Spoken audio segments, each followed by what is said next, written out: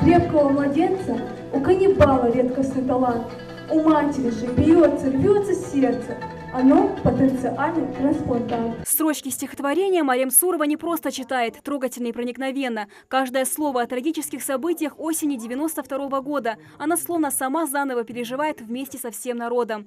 Марем, как и все школьники в этом зале, появилась на свет намного позже этих событий. Несмотря на это, дети из первых уст знают, какой след оставила роковая осень в истории ингушского народа. Анзор Мартазанов с детства слушал рассказы дедушки, который помогал пострадавшим из пригородного района.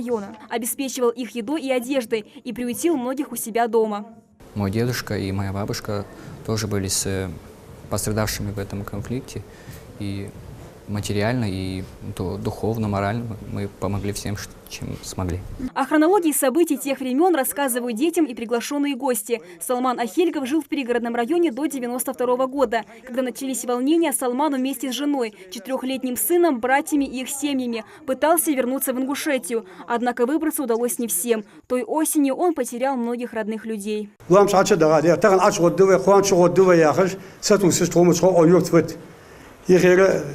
3 числа, 4 числа, nach Argul Bulbaler.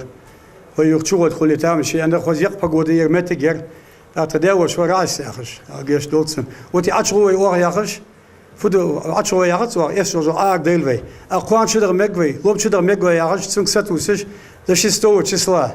Сати срох, ноября. Хотсна гамцагана их я хат бен лом achалич, вы юрт йогжлахт ялер. Полностью платья.